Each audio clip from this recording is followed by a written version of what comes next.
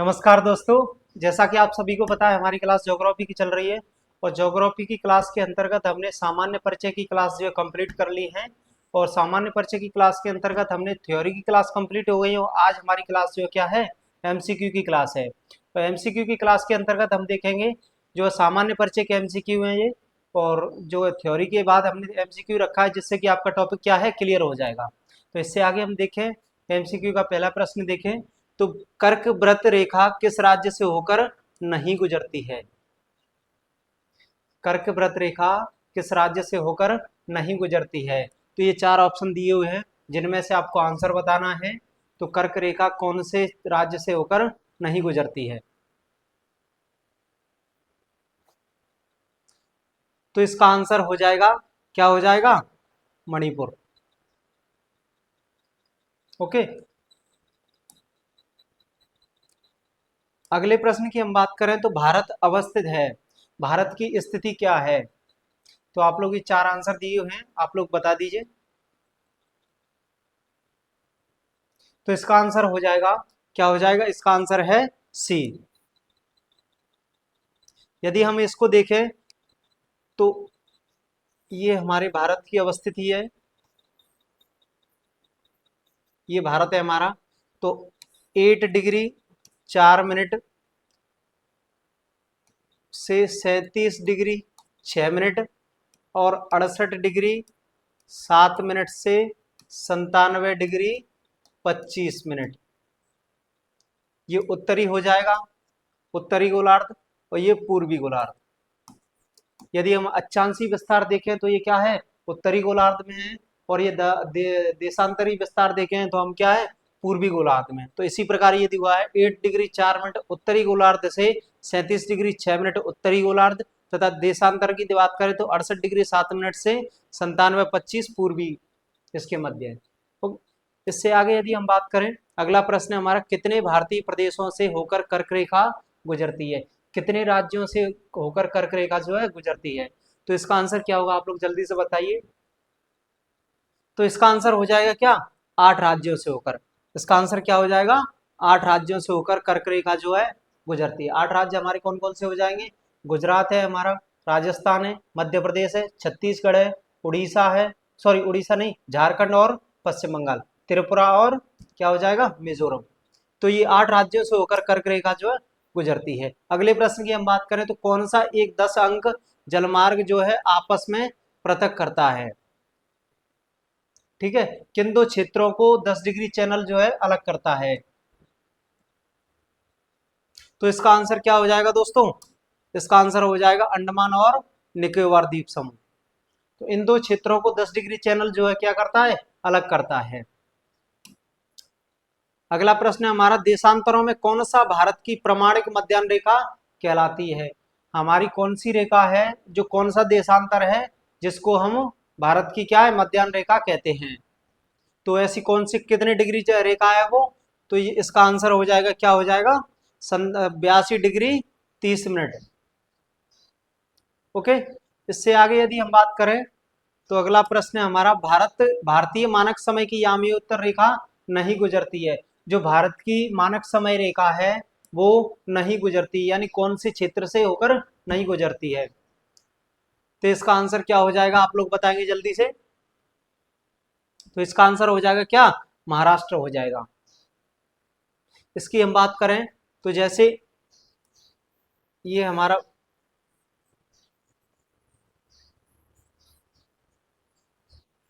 ये भारत है हमारा, ठीक है, ये यहाँ पर उत्तर प्रदेश है, तो उत्तर प्रदेश से प्रवेश करती है, उत्तर प्रदेश के बाद ये आती है छत्तीसगढ़ में, छत्तीसगढ़ के बाद उड़ीसा, उड़ीसा के बाद आंध्र प्रदेश में, और जबकि महाराष्ट्र कहाँ पर है, यहाँ पर, महाराष्ट्र यहाँ पर स्थित है। तो इस प्रकार इसका आंसर क्या हो जाएगा, सी आंसर हो जाएगा इसका। ठीक है, इससे आगे यदि हम बात करें तो निम्न में से कौन सा एक स्थान भारतीय मानक समय यामी उत्तर के सबसे निकट स्थित है। जिनमें इनमें से कौन सा स्थान है जो भारत की मानक समय रेखा है उसके सबसे निकट स्थित है। तो इसका आंसर क्या होगा, जल्दी से आप लोग बताइए। तो इसका आंसर क्या हो जाएगा, मिर्जापुर। मिर्जापुर जो है यामी उत्तर रेखा के सबसे निकट का स्थान है। इससे आगे यदि हम बात करें तो अगला प्रश्न हमारा क्या हो जाएगा, भारतीय मानक समय की देशांतर रेखा किस नगर से होकर नहीं गुजरती है। जो भारतीय मानक समय रेखा है वो कौन से स्थान से होकर गुजरती है? तो इसका आंसर क्या हो जाएगा? इलाहाबाद। इलाहाबाद से होकर गुजरती है।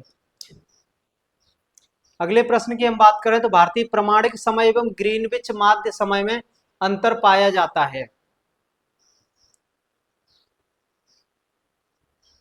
भारत की जो प्रमाणिक समय एवं ग्रीनविच माध्य समय में अंतर पाया जाता है। जो भारत की मानक समय रेखा है और जो ग्रीनविच रेखा है जो कि कहाँ से, लंदन से गुजरती है, तो उसमें और हमारी भारत की मानक समय रेखा में कितना अंतर है समय का, कितने घंटे का अंतर है? तो इसका आंसर क्या हो जाएगा दोस्तों? 5.5 घंटे प्लस 5.5 घंटे। अगले प्रश्न की बात करें तो 9 डिग्री चैनल अवस्थित है। तो 9 डिग्री चैनल जो है किन दो स्थलों के मध्य स्थित है? तो इसका आंसर आप लोग जल्दी से बताइए, या 4 ऑप्शन है। तो इसका आंसर क्या हो जाएगा? लक्षद्वीप और मिनिकॉय।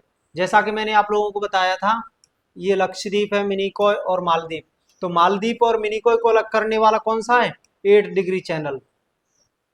और मिनिकॉय और लक्षद्वीप को अलग करने वाला कौन सा है? 9 डिग्री चैनल। तो इस प्रकार इसका आंसर क्या हो जाएगा? लक्षद्वीप तथा मिनिकॉय के बीच में है। ये लक्षद्वीप और ये मिनिकॉय है। ये भारत का, ये भारत के जो है पश्चिमी क्षेत्र में, अरब सागर में ये स्थित है। ठीक है, लक्षद्वीप समूह।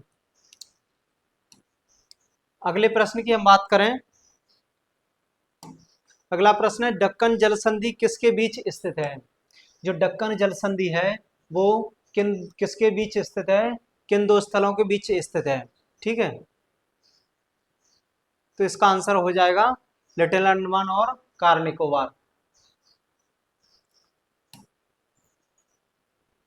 अगला प्रश्न है गुजरात के सबसे पश्चिमी गांव, गुजरात के सबसे पश्चिमी गांव और अरुणाचल प्रदेश के सबसे पूर्वी गांव, पूर्वी छोर के स्थित समय में कितने समय का अंतर है, माने कितने घंटे का अंतराल होगा?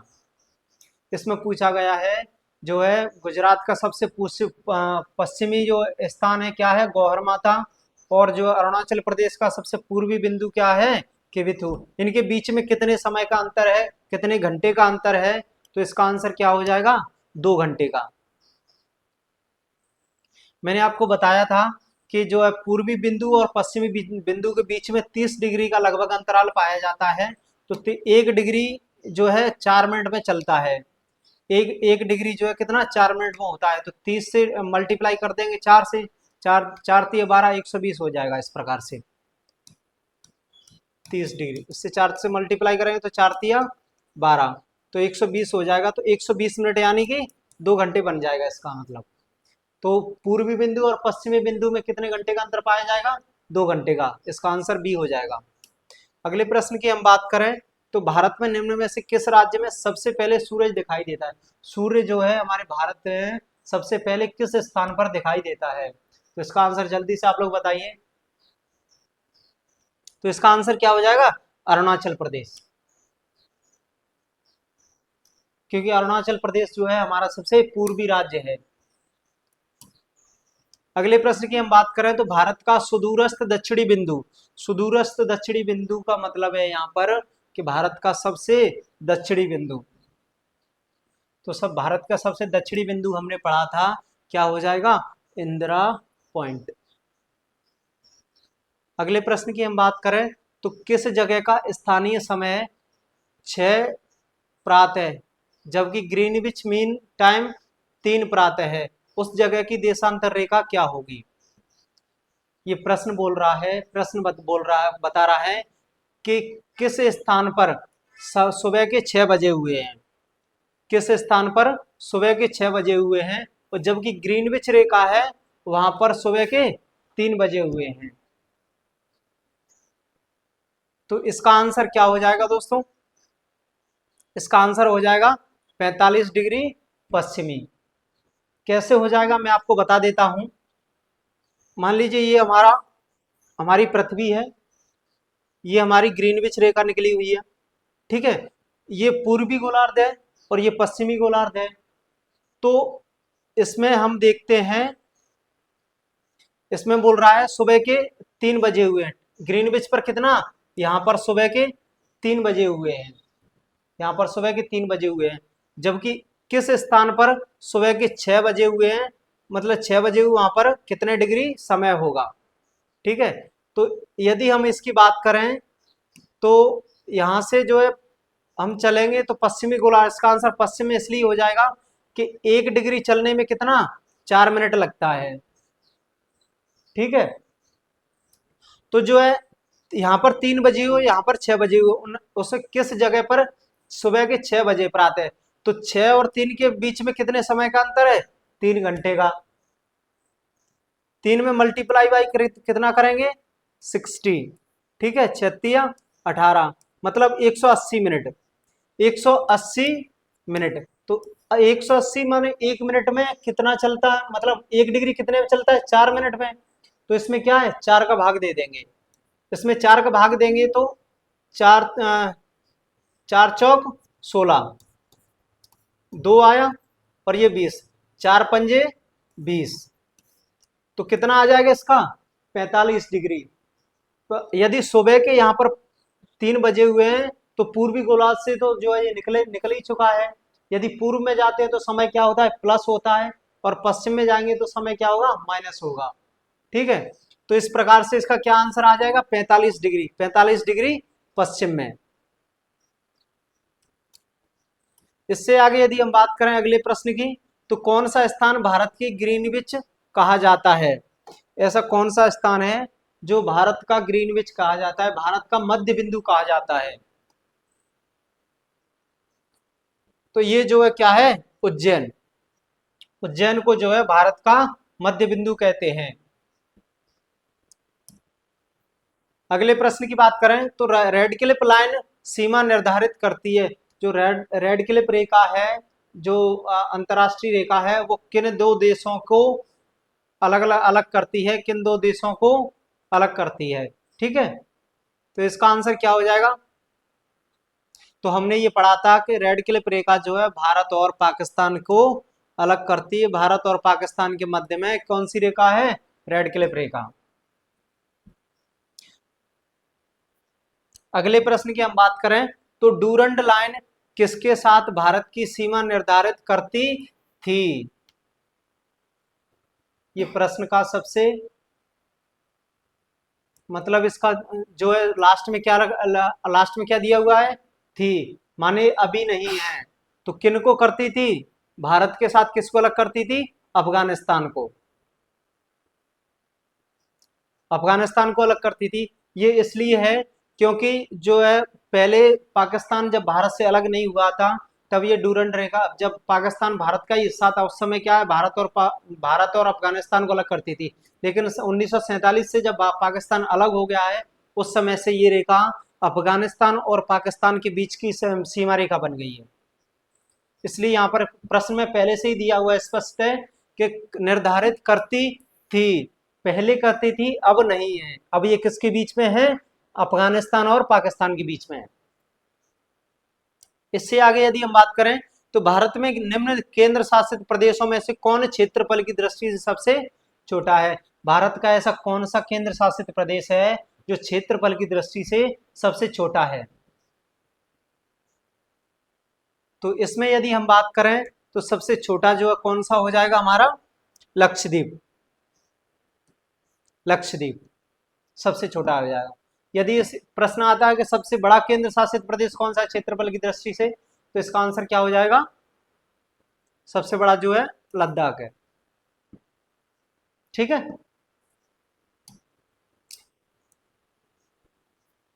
अगले प्रश्न की हम बात करें तो निम्न भारत का कौन सा राज्य सर्वाधिक लंबी तटरेखा वाला राज्य है। भारत का ऐसा कौन सा राज्य है जो सबसे लंबी तटरेखा रखता है, जिसकी सबसे लंबी तटरेखा है। तो इसका आंसर क्या हो जाएगा, गुजरात। गुजरात की तटरेखा कितनी है, 1215 किलोमीटर।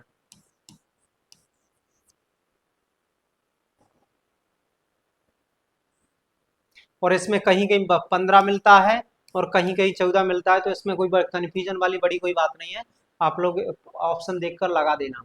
ठीक है, तो गुजरात की सबसे लंबी तटरेखा कितनी है? 1215 किलोमीटर, यदि राज्यों की बात करते हैं हम तो।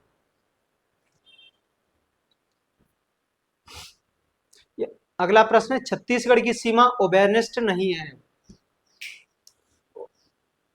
उभयनिष्ठ का मतलब है, उभयनिष्ठ का मतलब क्या है? यहाँ पर स्पर्श नहीं करती है। उभयनिष्ठ का मतलब यहाँ पर स्पर्श नहीं करती है।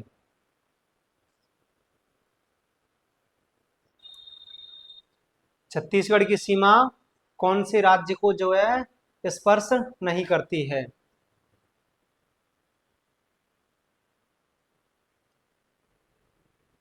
तो इसका आंसर क्या हो जाएगा? बिहार को। बिहार राज्य को जो है क्या है, छत्तीसगढ़ की सीमा स्पष्ट नहीं करती है। इसको यदि आपको मैप मैप के माध्यम से देखना चाहें तो मैं आपको मैप के माध्यम से स्पष्ट कर देता हूं।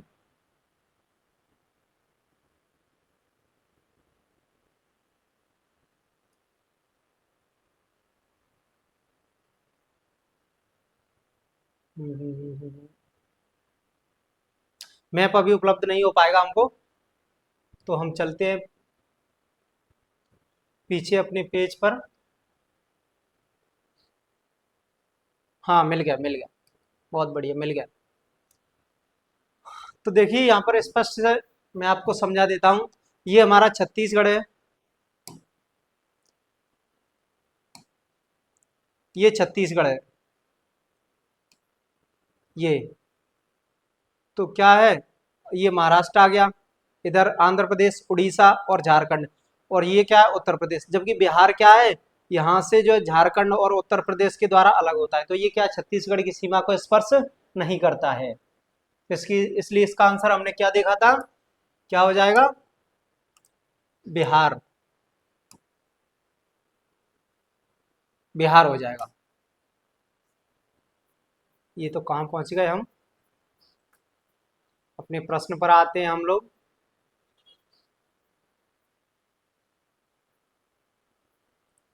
हमारा प्रश्न था, कौन सा था?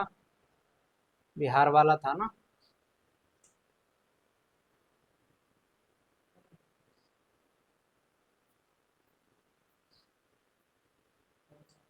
प्रश्न गायब हो गया हमारा।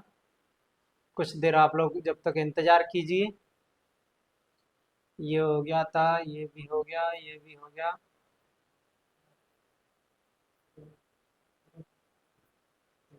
ये तो छत्तीसगढ़ की सीमा वेस्ट नष्ट नहीं करती है, छत्तीसगढ़ की सीमा स्पर्श नहीं करती है। तो हमने देखा कौन से राज्य को स्पर्श नहीं करती है,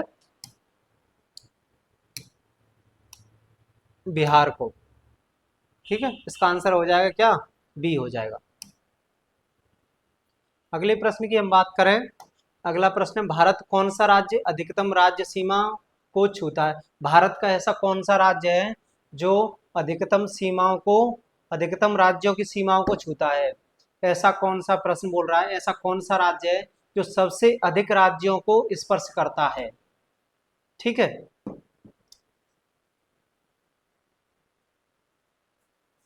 तो इसका आंसर हो जाएगा दोस्तों, क्या हो जाएगा? उत्तर प्रदेश हो जाएगा। देख लेना आप लोग, ये सबसे ज्यादा कितने राज्यों को ये स्पर्श करता है? 7 राज्यों को जो है ये स्पर्श करता है। मध्य प्रदेश की बात करें तो मध्य प्रदेश 5 राज्यों को स्पर्श करता है। और कर्नाटक की बात करें तो कर्नाटक क्या है, कितने, 6 राज्यों को स्पर्श करता है। और आंध्र प्रदेश जो है 4 राज्यों को।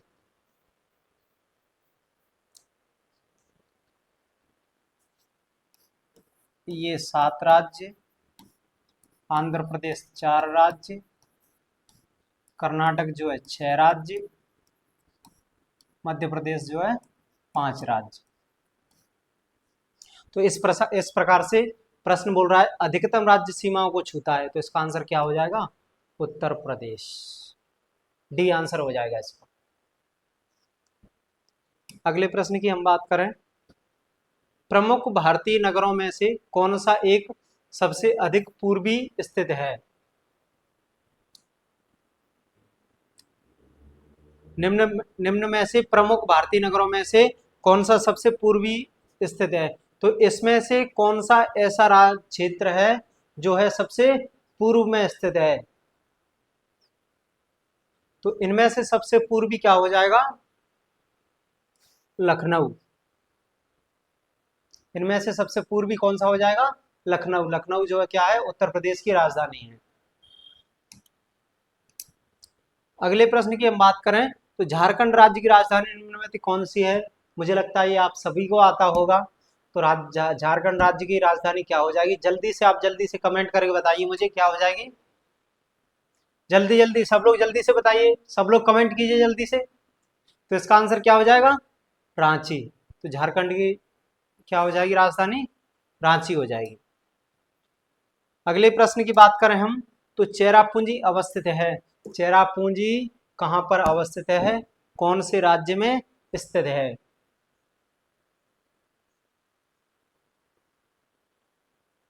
तो इसका आंसर हो जाएगा चेरापूंजी कहाँ पर अवस्थित है? मेघालय में। चेरापूंजी और मौसिनराम ये क्या है? विश्व के सबसे ऐसे स्थल है यहाँ पर सबसे ज्यादा वर्षा होती है। विश्व में सबसे ज्यादा वर्षा होती है। अगर इन दोनों में भी देखें तो पहले क्या है? चेरापूंजी था, लेकिन वर्तमान में सबसे ज्यादा वर्षा जो है मौसिनराम पर क्या है? मापी गई है। ठीक है, मौसिनराम। तो इस चेरापूंजी और मौसिनराम कहाँ पर स्थित हैं? मेघालय में।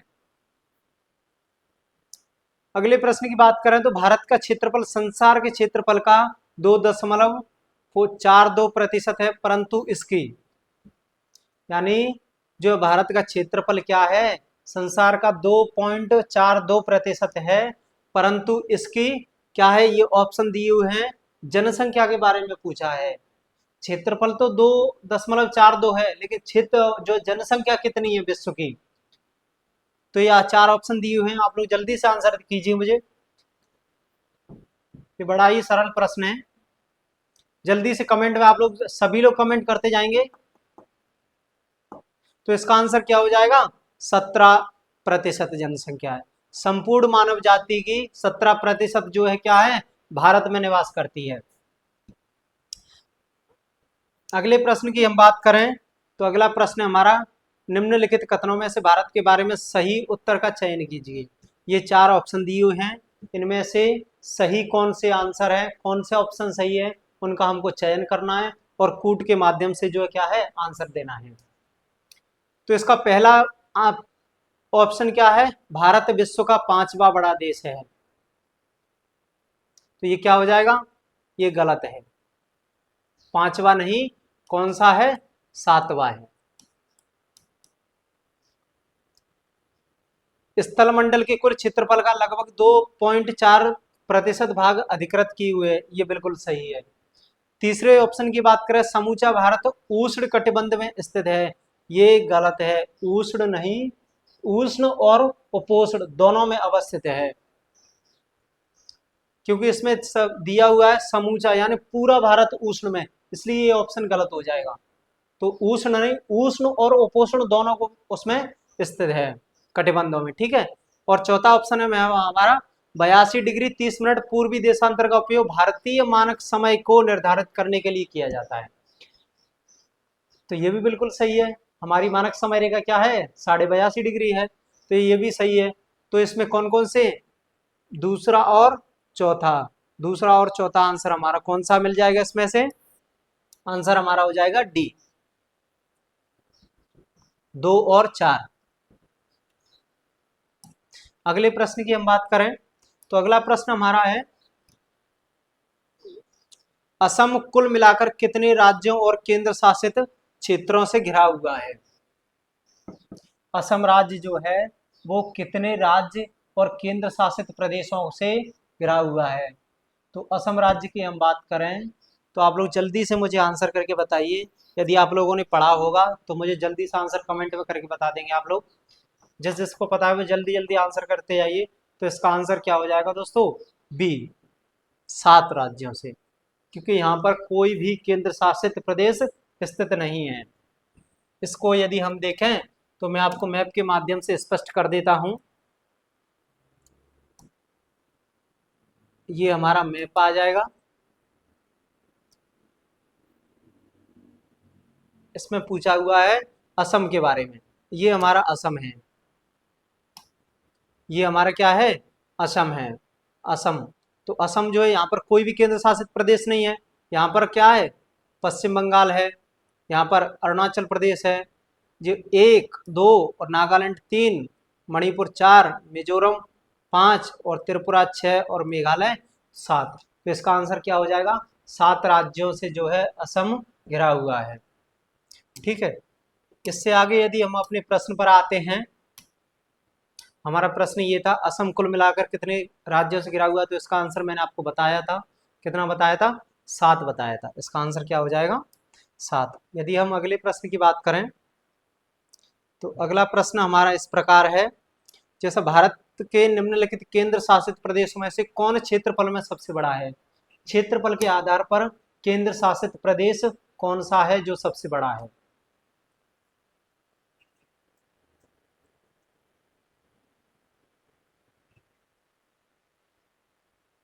जल्दी से आंसर कीजिए। तो इसका आंसर क्या हो जाएगा दोस्तों, अंडमान और निकोबार द्वीप समूह। इससे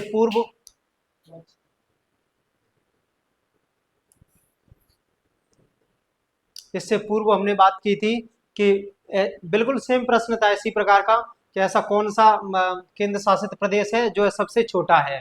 ठीक है, तो छोटे की बात करें तो छोटा कौन सा हो जाएगा, हमारा लक्षद्वीप है, जबकि इस प्रश्न का आंसर क्या हो जाएगा, अंडमान एवं निकोबार द्वीप समूह। ओके, इससे आगे यदि हम बात करें अगले प्रश्न की, तो अगला प्रश्न है, म्यांमार की सीमा के सहारे भारत के राज्यों का उत्तर से दक्षिण का सही क्रम क्या है। जो म्यांमार की सीमा से लगने वाले राज्य हैं, उनका उत्तर से दक्षिण की ओर क्रम बताना है।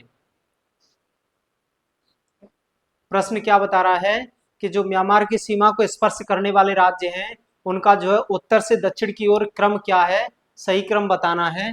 तो आप इसमें देख सकते हैं,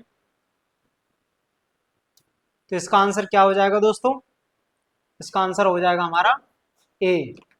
सबसे ऊपर क्या है, अरुणाचल प्रदेश है, फिर हमारा नागालैंड है, मणिपुर है और मिजोरम है। मुझे लगता है ये आपको स्पष्ट हो गया होगा। अगले प्रश्न की हम बात करें, तो अगला प्रश्न इस प्रकार है, कौन से भारतीय राज्य की अधिकतम सीमा म्यांमार से जो है क्या है, स्पर्श करती है। ऐसा कौन सा राज्य है जिसकी अधिकतम सीमा, जिसका अधिकतम क्षेत्र जो है म्यांमार की सीमा को वो स्पर्श करता है। तो इसका आंसर हो जाएगा दोस्तों, क्या हो जाएगा, अरुणाचल प्रदेश। क्या हो जाएगा, अरुणाचल प्रदेश। ये अगले प्रश्न की हम बात करें, तो इसका प्रश्न है आपका, निम्नलिखित कथनों पर विचार कीजिए और सही कथनों का चयन कीजिए।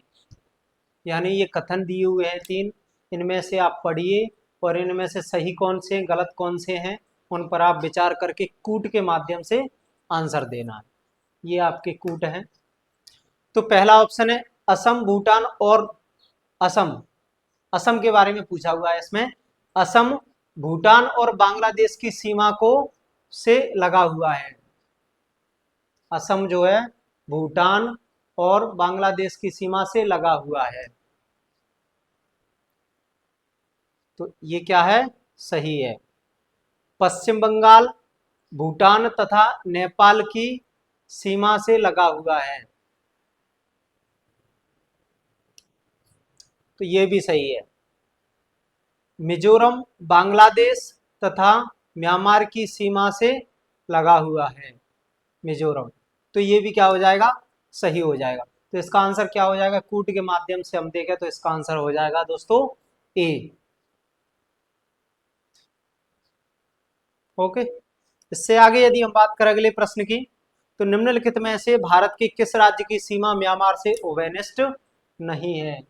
यहाँ ध्यान देने योग्य शब्द क्या दिया हुआ है, नहीं है। हम ये चीज भूल जाते हैं कि नहीं, हम देखते हैं कि भारत के किस राज्य से म्यांमार सीमा ओवेनिस्ट है यानी स्पर्श करती है, और नहीं को देखते ही नहीं है। ये सबसे प्रश्न में ध्यान देने योग्य शब्द है, नहीं है। तो इस प्रकार से शब्द हमको देखने चाहिए। तो ऐसा कौन सा राज्य है जो ना म्यांमार की सीमा को स्पर्श नहीं करता है। तो इसका आंसर क्या हो जाएगा दोस्तों, असम। असम इसलिए हो जाएगा क्योंकि मान लीजिए ये हमारे उत्तर, नहीं ये गलत हो गया, हम बिल्कुल सही बनाएंगे। ये हमारा उत्तर पूर्वी क्षेत्र है, तो ये बीच में जो है असम हो गया, और ये अरुणाचल प्रदेश है, यहाँ नागालैंड हो जाएगा, नागालैंड के बाद जो है क्या आ जाएगा, मणिपुर, और ये आपका मिजोरम आ जाएगा।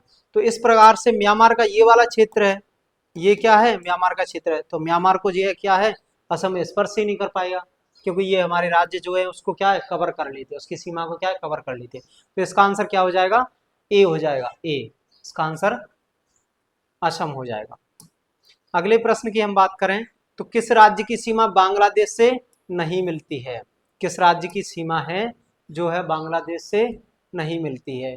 तो जल्दी से आप लोग कमेंट करके मुझे आंसर दीजिए जल्दी से, क्योंकि ये इतने सरल प्रश्न हैं, इनमें विचार करने का समय दिया ही नहीं जाना चाहिए। ओके,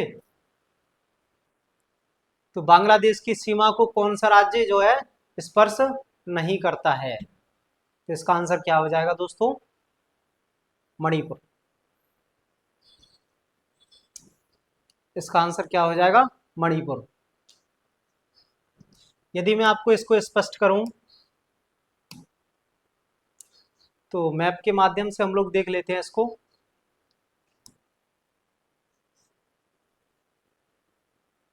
आपको वेट करना पड़ेगा थोड़ा सा। ये हमारा मैप आ गया,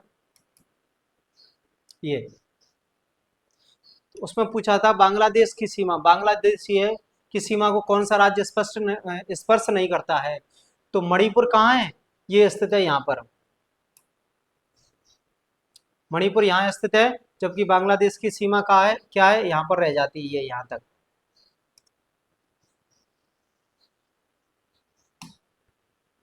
ये मणिपुर है, ठीक है, ये मणिपुर है, यहाँ पर बांग्लादेश की सीमा यहाँ तक रह जाती है। तो इसके इस प्रकार से हमारा आंसर क्या हो जाएगा, उसमें ऑप्शन में मणिपुर आ जाएगा।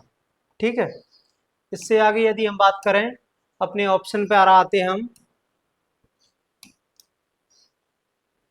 अपने प्रश्नों पर आते हैं हम, तो इसका आंसर क्या हो जाएगा, मणिपुर।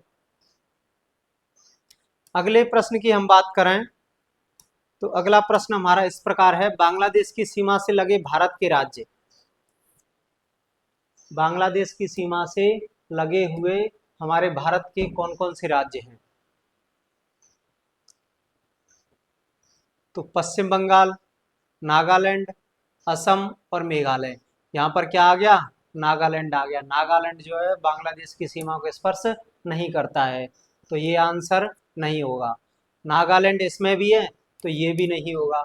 मेघालय, असम, पश्चिम बंगाल और त्रिपुरा, मेघालय, असम, पश्चिम बंगाल और त्रिपुरा, तो इसमें भी क्या आ गया, चौथे वाले में भी नागालैंड आ गया। तो इसका आंसर क्या हो जाएगा, सी आंसर हो जाएगा। ओके, ये बड़े ही स्पष्ट शब्दों में दिया हुआ है, क्योंकि नागालैंड जो है क्या है, सबसे पूर्व में स्थित है, पूर्वी हिस्से में, और बांग्लादेश में इन राज्यों से घिरा हुआ है। तो इसका आंसर क्या हो जाएगा, मेघालय, असम, पश्चिम बंगाल और त्रिपुरा। इसका आंसर हमारा सी हो जाएगा। अगले प्रश्न की हम बात करें तो अगला प्रश्न हमारा इस प्रकार है, भारत के निम्नलिखित राज्यों में से कौन सा समूह पाकिस्तान से स्पर्श नहीं करता है, ऐसा कौन सा समूह है जो पाकिस्तान की सीमा को जो है क्या है, स्पर्श नहीं करता है। तो हम लोग देख लेते हैं इसमें इस प्रकार, जम्मू कश्मीर, हिमाचल प्रदेश और पंजाब तथा राजस्थान। क्या है यहाँ पर, हिमाचल प्रदेश। हिमाचल प्रदेश जो है क्या है, इस साइड स्थित है, चीन की सीमा को स्पर्श करता है, पाकिस्तान की सीमा को स्पर्श नहीं करता है, तो ये आंसर नहीं होगा। अगला है जम्मू कश्मीर, राजस्थान और गुजरात, ये ठीक है। पंजाब, हरियाणा, जम्मू कश्मीर तथा राजस्थान, ये नहीं होगा, क्योंकि इसमें हरियाणा आ गया। हरियाणा क्या है, लैंडलॉक राज्य, ये तो ना ही किसी जलीय सीमा को स्पर्श करता है और ना ही किसी अंतर्राष्ट्रीय सीमा को स्पर्श करता है। अगले ऑप्शन की बात करें हम तो अगला ऑप्शन है पंजाब, हिमाचल प्रदेश, इसमें भी हिमाचल प्रदेश आ गया, तो ये तीनों नहीं होंगे। ठीक है, तो इसका आंसर क्या हो जाएगा, बी आंसर हो जाएगा इसका। ठीक है, आपको स्पष्ट हो गया होगा। अगले प्रश्न की हम बात करें तो अगला प्रश्न है, भारत के निम्नलिखित राज्यों में से कौन सा समूह पाकिस्तान से सीमा बनाता है? उसी से संबंधित है ये तो बिल्कुल। आई थिंक क्वेश्चन रिपीट हो गया है, इसका तो वही आंसर हो जाएगा, इसमें वही वही वही, इसका आंसर ये बी है। क्वेश्चन रिपीट हो गया है। अगले प्रश्न की हम बात करें तो अगला प्रश्न है हमारा, निम्न में से किस भारतीय राज्य की सीमाएं भूटान से नहीं मिलती है? ऐसा कौन सा भारत का राज्य है जो भूटान की सीमा को स्पर्श नहीं करता है? तो इस भूटान की बात करें तो सिक्किम जो है स्पर्श करता है, अरुणाचल प्रदेश करता है, पश्चिम बंगाल करता है। तो इसका आंसर क्या हो जाएगा दोस्तों? मेघालय हो जाएगा। मेघालय जो है असम और क्या है पश्चिम बंगाल से जो है उसकी सीमा घिर जाती है, नीचे की ओर है जो है बांग्लादेश की ओर। तो इसका आंसर क्या हो जाएगा? बी हो जाएगा। अगले प्रश्न की हम बात करें तो निम्न में से किस देश की भारत के साथ सबसे लंबी स्थलीय सीमा है? बड़ा ही अच्छा प्रश्न है, बड़ा ही इंपॉर्टेंट प्रश्न है। क्या दिया हुआ है? किस देश की भारत के साथ सबसे लंबी स्थलीय सीमा है? ऐसा कौन सा देश है इनमें से जिसकी सीमा भारत के साथ सबसे लंबी है?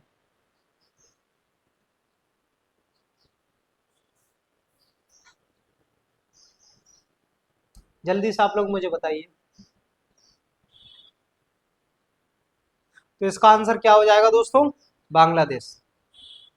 बांग्लादेश की जो है सबसे ज्यादा सीमा हमारे भारत से लगती है इन राज्यों की अपेक्षा।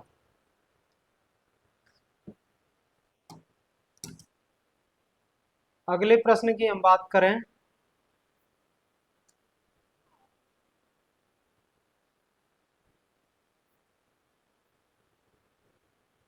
हाँ, ये अगला प्रश्न, भारत के किस राज्य की सीमा नेपाल, भूटान और चीन तीन देशों के साथ मिलती है?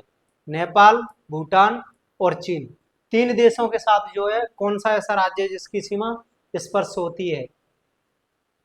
ऐसा कौन सा राज्य है जो सीमा जो है तीन देशों के साथ साझा करता है? तो ऐसा कौन सा राज्य है? जल्दी से आप लोग मुझे बताइए।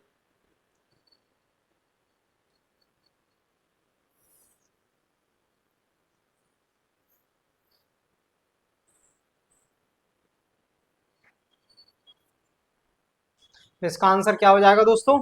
सिक्किम हो जाएगा। सिक्किम इसलिए हो जाएगा क्योंकि यहाँ पर जो है नेपाल है और यहाँ पर भूटान है और यहाँ पर क्या है हमारा चांगमांग, इसको चीन कहते हैं। ओके, तो ये क्या है तीनों देशों की सीमा को क्या है स्पर्श कर रहा है। तो जबकि इनकी बात करें अरुणाचल प्रदेश हमारा यहाँ पर है स्थित है, तो ये नेपाल को नहीं करेगा। मेघालय की बात करें तो मेघालय यहाँ पर है और पश्चिम बंगाल की बात करें तो पश्चिम बंगाल यहाँ है। तो ये तीन देशों को चीन की सीमा को पश्चिम बंगाल जो स्पर्श नहीं करता। इस प्रकार से इसका आंसर क्या हो जाएगा? डी हो जाएगा। अगले प्रश्न की हम बात करें तो अगला प्रश्न हमारा क्या है, इस प्रकार से है, किस प्रकार से है, भारत के निम्नलिखित राज्यों में से किसके तीन तरफ अंतरराष्ट्रीय सीमाएं हैं? ऐसा कौन सा राज्य है जिसके तीनों तरफ जो है अंतरराष्ट्रीय सीमा है? जल्दी से आप लोग मुझे आंसर दीजिए। 30 सेकंड का आप लोगों के पास समय है। ये इंपॉर्टेंट प्रश्न है, ये पूछा जाता है ऐसा कौन सा राज्य है जो तीन ओर से अंतरराष्ट्रीय सीमा से घिरा हुआ है? तो इसका आंसर हो जाएगा दोस्तों, क्या हो जाएगा? त्रिपुरा। त्रिपुरा जो है बांग्लादेश से तीन ओर से घिरा हुआ है। अगले प्रश्न की बात करें तो क्षेत्रफल की दृष्टि से भारत का विश्व के देशों में कौन सा स्थान है? बड़ा ही अच्छा प्रश्न है, बड़ा ही सरल प्रश्न है और बहुत इंपॉर्टेंट भी है सरल के साथ साथ। ठीक है, तो इसका आंसर मुझे जल्दी से दे दीजिए, जल्दी से कमेंट बॉक्स में मुझे जो जो भी इस वीडियो को देख रहे हैं वो सब लोग जल्दी से कमेंट कीजिए इसका आंसर क्या होगा। तो क्षेत्रफल की दृष्टि से कौन सा स्थान है भारत का? सातवां। सातवां जो है स्थान हमारा भारत का क्षेत्रफल की दृष्टि से है। अगले प्रश्न की बात करें तो भारत में तटीय राज्यों की संख्या है। भारत में तटीय राज्यों की संख्या है हमने तटवर्ती राज्यों वाली क्लास देखी थी, उसमें हमने बताया था कि कितने राज्य जो है तटीय सीमा को स्पर्श करते हैं। वही प्रश्न यहाँ पर दिया हुआ है कि कितने राज्य हैं जो तटीय सीमा को स्पर्श करते हैं, कितने राज्य, उनकी संख्या कितनी। तो इसका आंसर क्या हो जाएगा, 9 राज्य हैं। यदि उन 9 राज्यों की मैं बात करूं आपसे, तो ये हमारा क्या है, भारत का मैप है, बड़ा ही सुंदर मैप है। ठीक है, तो ये हमारा गुजरात हो जाएगा, गुजरात के बाद महाराष्ट्र हो जाएगा, महाराष्ट्र के बाद जो हमारा गुजरात हो, गोवा हो जाएगा, गोवा हो जाएगा।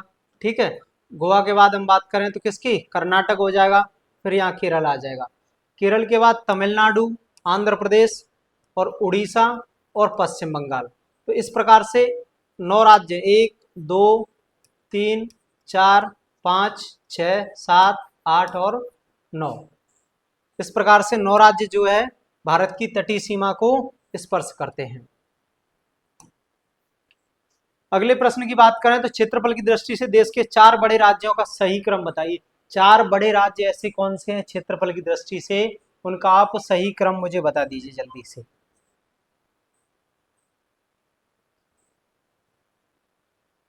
ओके, तो यदि हम 4 राज्यों की उनकी स्पष्ट बात करते हैं तो राजस्थान, मध्य प्रदेश, महाराष्ट्र और उत्तर प्रदेश। मध्य प्रदेश, महाराष्ट्र, इस प्रकार से आप लोग मुझे जल्दी से आंसर दे दीजिए। 4 ऑप्शन दिए हुए हैं आप लोगों को, तो इसका आंसर क्या हो जाएगा, इसका आंसर हो जाएगा ए, राजस्थान, मध्य प्रदेश, महाराष्ट्र और उत्तर प्रदेश। अगले प्रश्न की हम बात करें तो निम्न में से कौन सा द्वीप भारत और श्रीलंका के मध्य स्थित है। ऐसा कौन सा द्वीप है जो भारत और श्रीलंका के बीच स्थित है, ऐसा कौन सा द्वीप है जो भारत और श्रीलंका के बीच में जो है स्थित है। तो उस द्वीप का क्या नाम है, रामेश्वरम, भारत और किसके बीच में, श्रीलंका के बीच में। अगले प्रश्न की बात करें तो भारत में स्थल से घिरा हुआ राज्य है, भारत का ऐसा कौन सा राज्य है जो स्थल से घिरा हुआ है, जिसकी ना तो अंतरराष्ट्रीय सीमा है ना ही कोई जलीय सीमा है। इसका मतलब पूछ रहा है लैंडलॉक राज्य कौन सा है।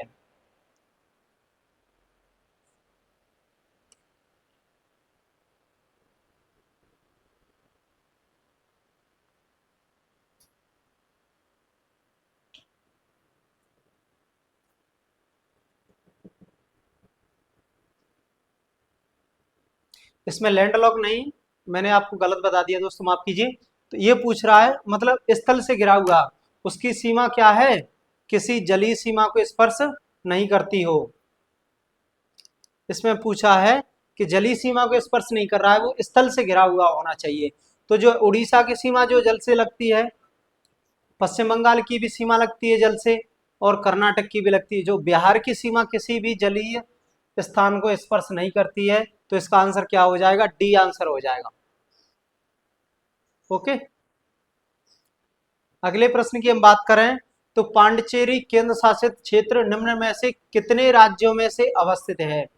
इसमें पूछ रहा है पांडिचेरी जो केंद्र शासित प्रदेश है वो कितने राज्यों में स्थित है। तो ये हमने पढ़ा था पीछे पिछली वाली क्लास में, मैंने बताया था आपको कि मैंने आपको स्पष्ट किया था पांडिचेरी जो है कितने राज्यों में स्थित है, 3 राज्यों में स्थित है। पांडिचेरी केंद्र शासित प्रदेश है जिसके 4 जिले हैं और वो क्या है, 3 राज्यों में स्थित है। जैसे ये हमारा क्या है, तमिलनाडु हो जाएगा, ये आंध्र प्रदेश हो जाएगा। तो आंध्र प्रदेश में पांडिचेरी का जिला कौन सा है, यनम है, यनम। तो यहाँ पर जो पांडिचेरी और कराईकल,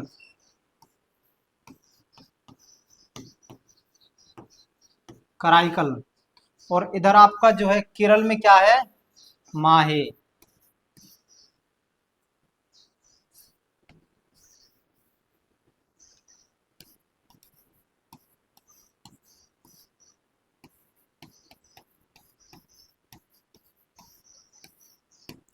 मैंने आपको बताया था कि पौंडीचेरी जो है केंद्र शासित प्रदेश है, उसके जो है 4 जिले हैं और वो कितने, 3 राज्यों में स्थित हैं।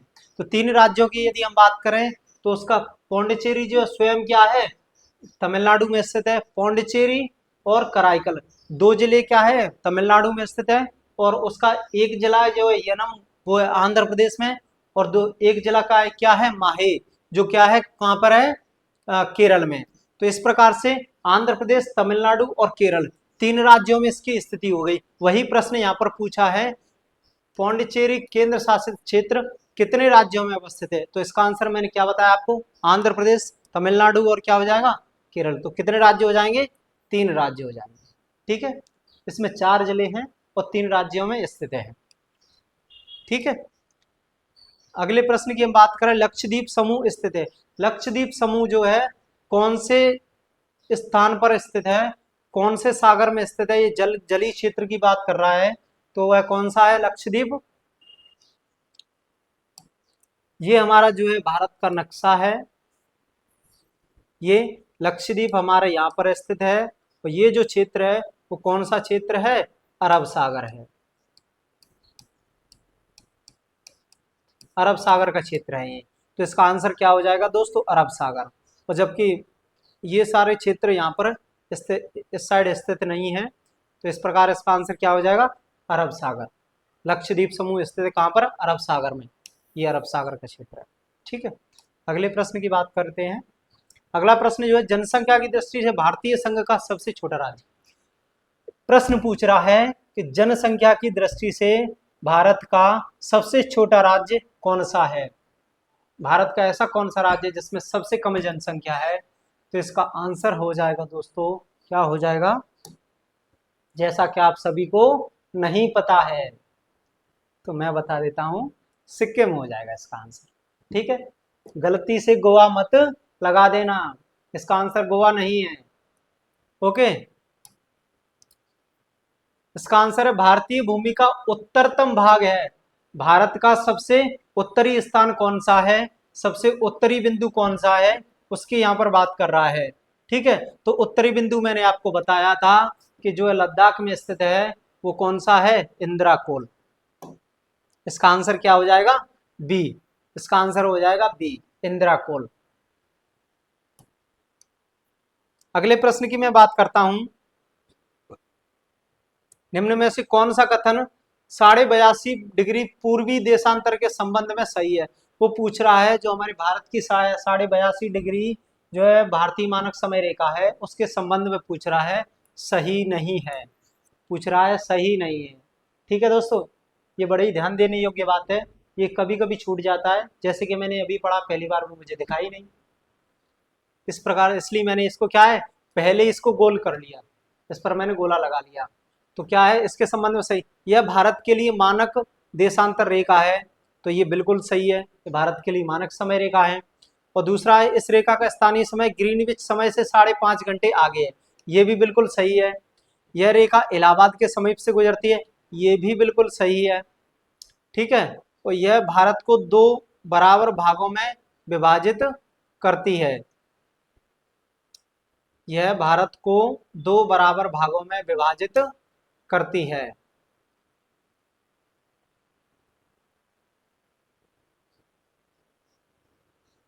ठीक है, इसका आंसर मुझे जल्दी से आप लोग बता दीजिए, आपके पास 30 सेकंड का समय है।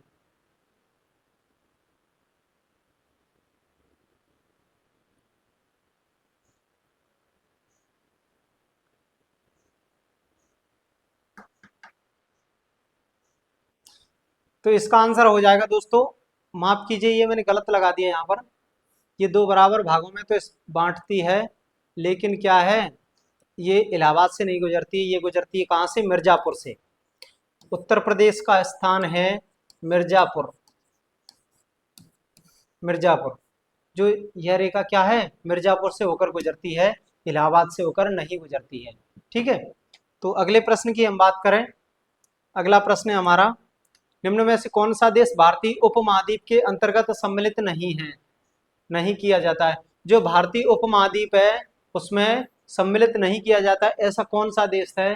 तो उपमहाद्वीप की हमने पहले बात की थी, पहली वीडियो में बात की थी हमने। उपमहाद्वीप के अंतर्गत अफगानिस्तान, पाकिस्तान, भारत और जो है भारत है, बांग्लादेश है, भूटान है, नेपाल है, ये सारे राज्य क्या हो जाएंगे, उपमहाद्वीप के अंतर्गत सम्मिलित हो जाएंगे। श्रीलंका जो है उपमहाद्वीप के अंतर्गत नहीं आता है। तो इसका आंसर क्या हो जाएगा, डी हो जाएगा, और श्रीलंका।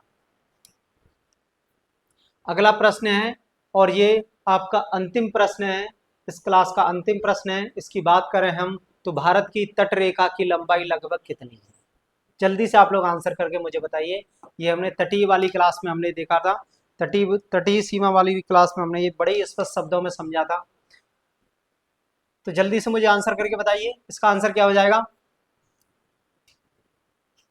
इसका आंसर हो जाएगा दोस्तों, क्या हो जाएगा, बी। इसका आंसर हो जाएगा 7516 किलोमीटर। जैसे कि मैंने आपको बताया था, ये हमारी तटीय सीमा है, इसकी लंबाई कितनी है, 7516, और मुख्य भूमि की कितनी है, 6100 किलोमीटर। और स्थलीय सीमा की यदि मैं बात करूं तो उसकी लंबाई कितनी है, 15200 किलोमीटर, 200 किलोमीटर। यदि मैं संपूर्ण इसकी बात करूं, संपूर्ण भारतीय उसकी स्थल की लंबाई की बात करूं तो वो कितनी हो जाएगी, 22,516 किलोमीटर।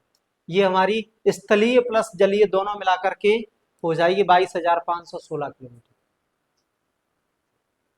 ठीक है, तो इस प्रकार से इस प्रश्न का आंसर क्या हो जाएगा, बी हो जाएगा। इसका आंसर क्या हो जाएगा, बी हो जाएगा। ठीक है, तो अगला पॉइंट हम, एक प्रश्न और रह गया है, माफ कीजिए। निम्न में से कौन सा स्थान भारत में नहीं है? प्रश्न बोल रहा है, प्रश्न में बता रहा है कि ऐसा कौन सा स्थान है जो भारत में स्थित नहीं है। जल्दी से आप लोग कमेंट करके बताइए मुझे, ऐसा कौन सा राज्य क्षेत्र है जो भारत में स्थित नहीं है। तो इंदिरा पॉइंट स्थित है हमारा, कोलावा ये भी है, पॉइंट काली ये भी है।